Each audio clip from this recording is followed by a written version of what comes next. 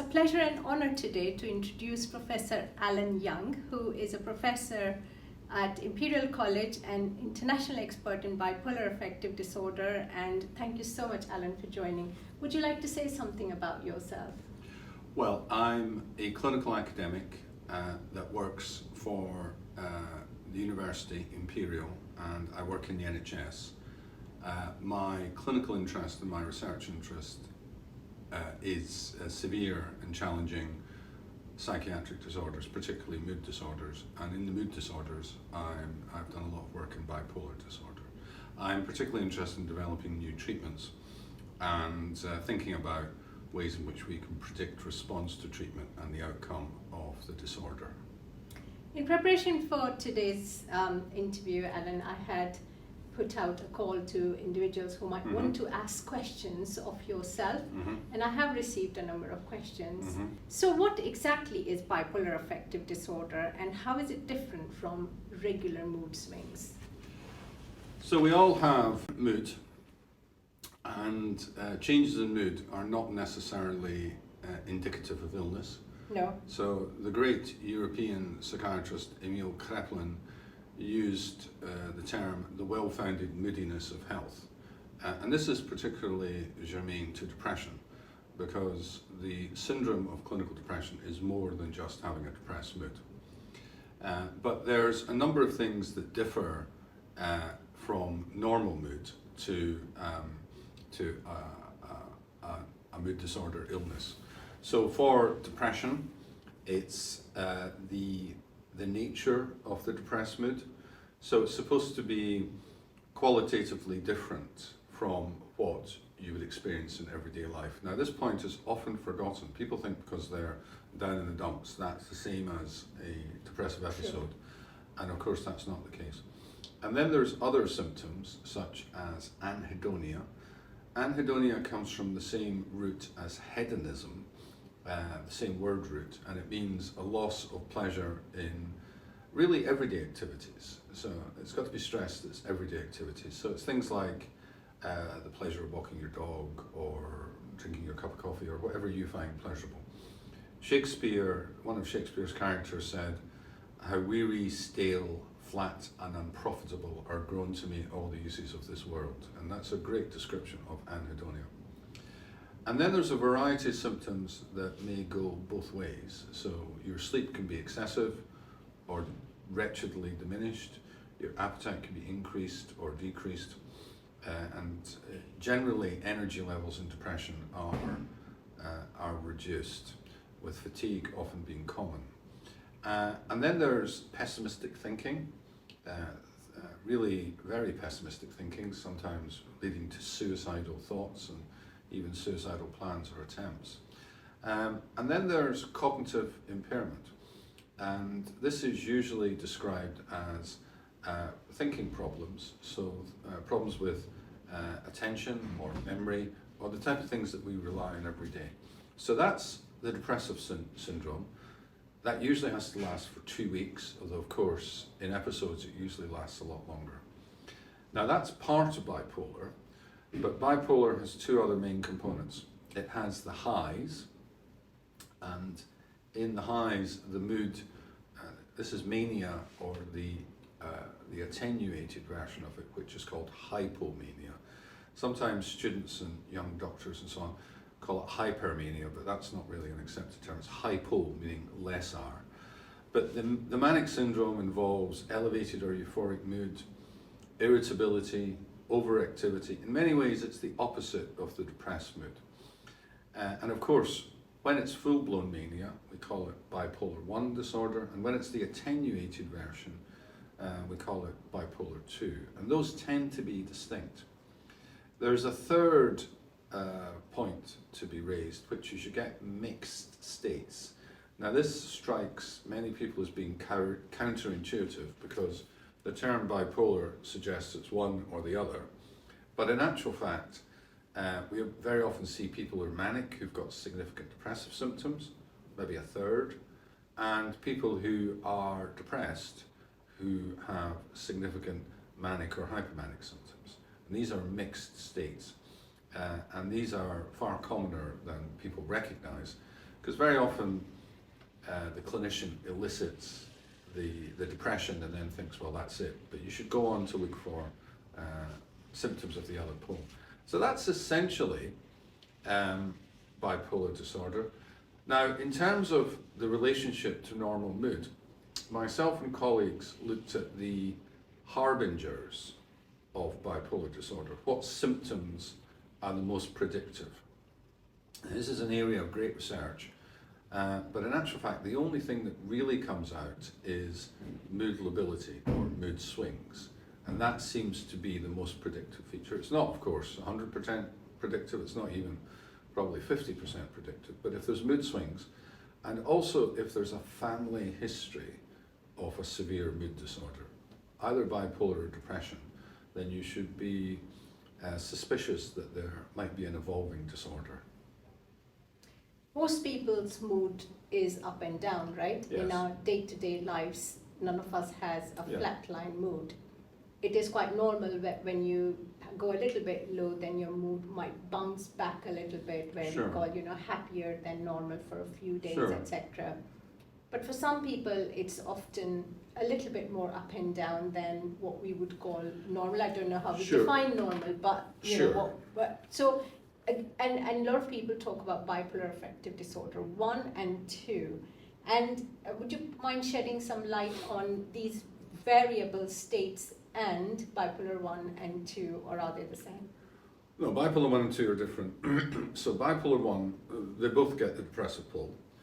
Bipolar 1 is full-blown mania. Now, full-blown mania is something that usually requires hospital admission or intensive home treatment. Yes. So it's a very obvious condition. And it's, people aren't going to miss mania. They may misdiagnose it as an acute psychotic episode or something, but they're not going to miss mania. Hypomania, which is the attenuated version, is very often missed or normalized, and it can be quite mild. One of the clinical teaching points is that people with hypomania can appear to be functioning normally for brief periods of time. So if you only spend 20 minutes talking to them, you may think this is all okay, but you have to take a collateral history from the people that spend longer. So if you're the partner, you're living with the person, you're sleeping in the same bed, you will pick up the hypomania. Whereas if you're a doctor seeing someone for a brief period of time, It can be missed. It can be missed. Yeah. Now the other thing is that these seem to be distinct. So usually hypomania does not evolve, bipolar 2 does not evolve into bipolar 1 and vice versa. Bipolar 2 is the disorder which is most likely to be mistaken for major depression, because the depressed pole is picked up but the hypomanic pole isn't. And I shouldn't be too critical of clinicians, because I've missed hypomania myself. Very often patients don't want to admit to it. I had one patient who I'd been seeing for a few years, and she had recurrent depression, and we'd done all the scales to detect hypomania. We'd asked about it. She'd always denied it. And then one day she came in clearly hypomanic with her husband, and I said, I think we went through it. And I said, how long has this been going on? Been going on for 4 weeks. And I said, have you actually ever been like this before? And she said, oh yes. And then she unveiled a history of 20 years of episodes of hypomania. And I said to her, well, why didn't you tell us about this before? And she said, well, I didn't want you to diagnose me as bipolar. It's difficult to be completely accurate in these things, but we've got to be aware of the limitations of the diagnostic process. I do like to say to my trainees that I regard major depression as always a provisional diagnosis, because it can always turn out later to be bipolar disorder. And all you need is one single episode Yes. of mania to change or hypomania. or hypomania. And typically, people will have 2 episodes of depression before they have any hypomania or mania. Okay. Any early warning signs that people might want to look out for? Well, early warning signs are perhaps used in two different ways.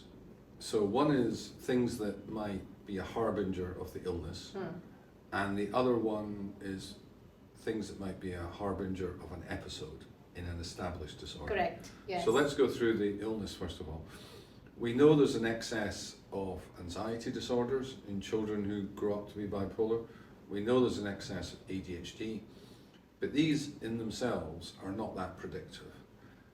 Family history is probably the most single predictive thing, along with mood lability, but we must remember that the commonest illness in relatives of people with bipolar disorder is major depression. These two disorders are quite interlinked.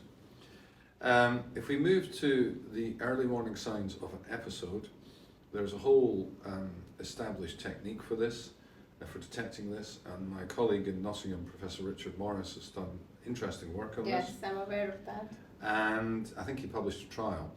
Now, the early warning signs tend to be particular to the individual, so they're not universal, but they will usually be characteristic for that individual. So for example, I have a patient who knows that she's going high because she spends more time on the internet and she spends more money. That's not unusual. Some people get more overactive.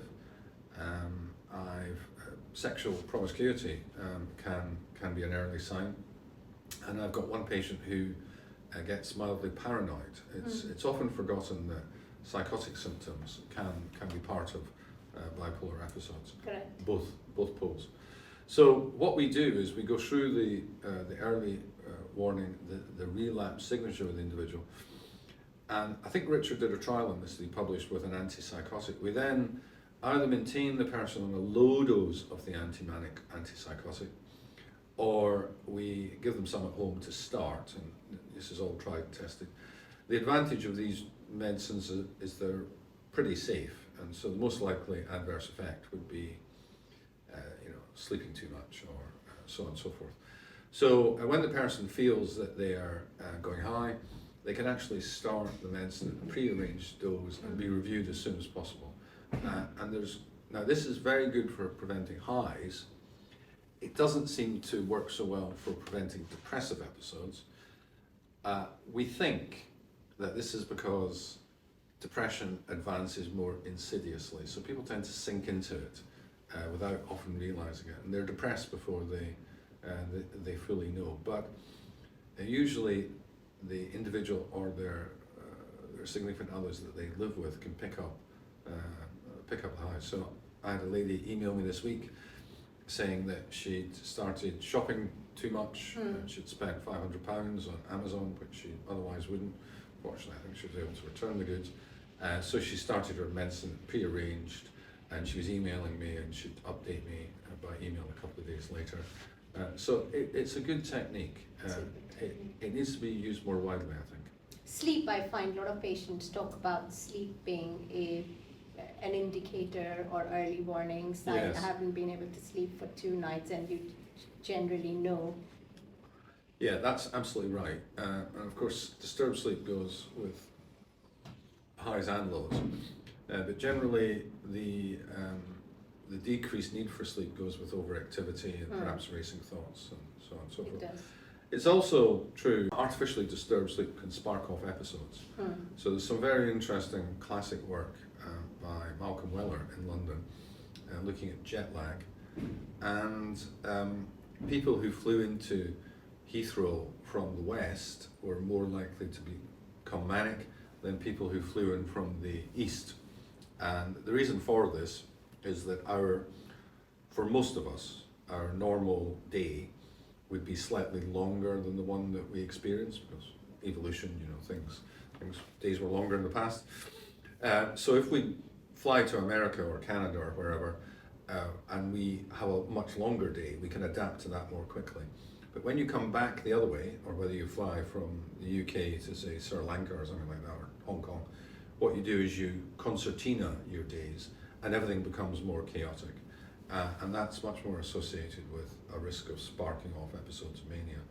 I have patients who go to, you know, Australia and New Zealand, and I warn them that the risks of it sparking up an episode are quite high, actually.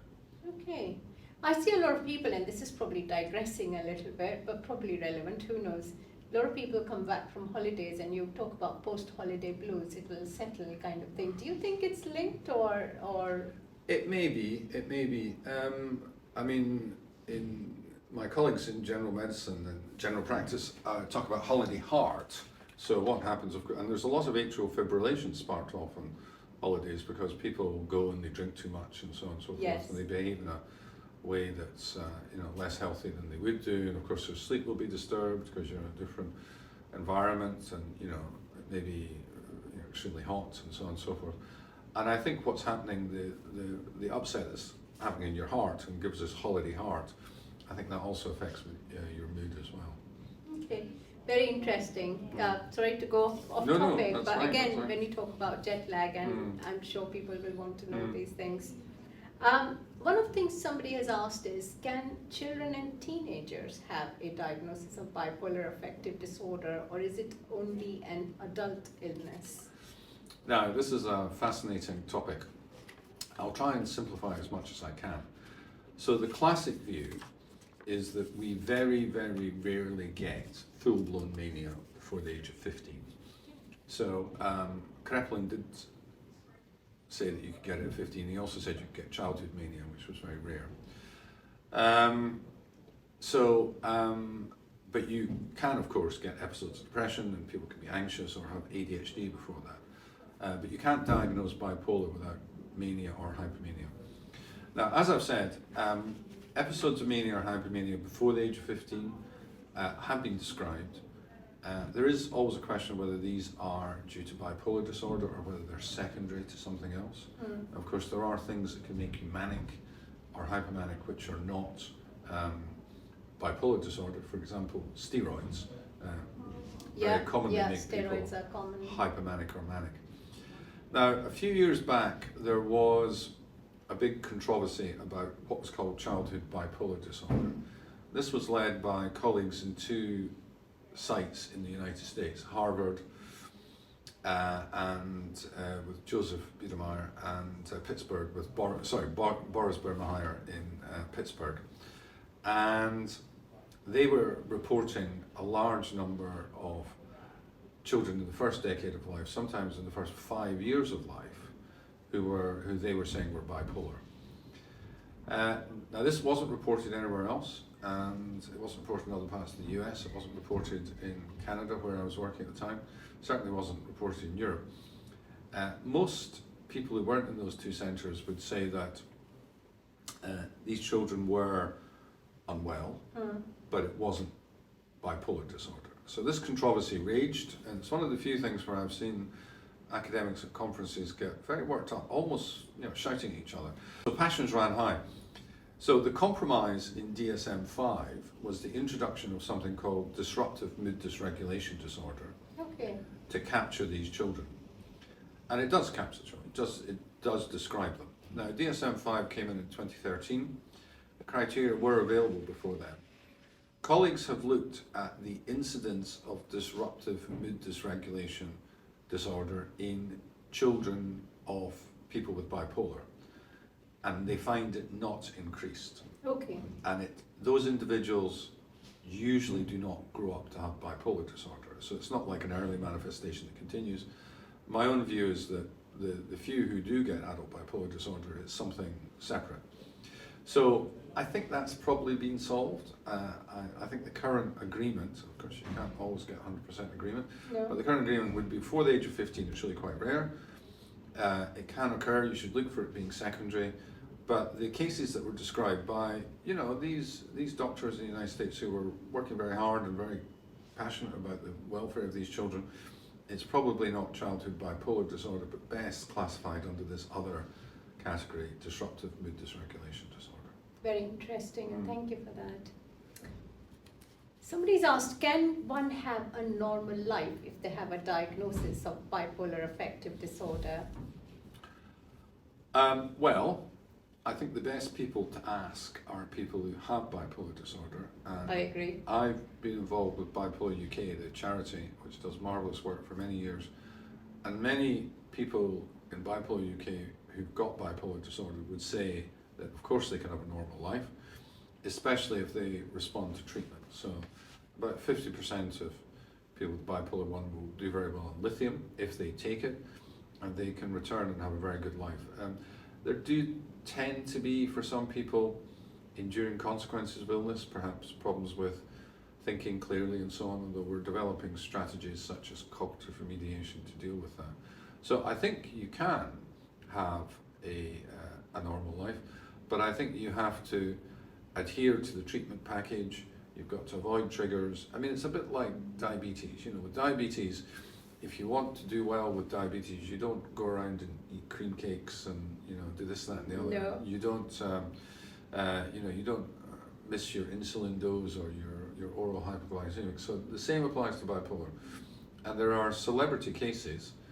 I mean, I worked in Canada with Margaret Trudeau, who's very famous, and was the mother of the most recent Prime Minister, Justin Trudeau, previous Prime Minister, and of course was married to Pierre Trudeau, another Prime Minister. And Margaret had a very, and this is all a matter of public record, Margaret had a very difficult course of illness with bipolar disorder until she describes it almost as a revelation, and she had a good relationship finally with a clinician, a lady doctor, who looked after her and managed to help her understand that she really needed to, as they say in North America, stick with the program. So she needed to take her medications, the medication that suited her. She needed to avoid all these destabilizing influences and triggers. And I think since then, Margaret would say she's done very well. So that's a very good example of how you can. And the other thing I would say is that some people with bipolar disorder say, of course, they'd rather not be in an episode, but they feel it's given them something else, some other insights or experiences, and they wouldn't necessarily want to not have ever had bipolar disorder. Mm-hmm. And of course, there is a relationship between bipolar disorder and creativity and so Correct, on. yes. So I think we need to be mindful of this. We need to control the episodes, but that's different from the other things I've spoken about. You're absolutely right. And I've got many patients who have a life, I don't know what you call normal, right? Yeah. Normal is true for each individual, it's different. And they have what is normal for them, they hold good jobs, etc. But the key is lifestyle, medication, and also, as you explained earlier, recognizing the early warning signs and making those subtle changes. I think yes, you're absolutely right. One thing that Bipolar UK did the Bipolar Commission, which talked to patients and doctors and clinicians throughout the country and published, and it's got a website.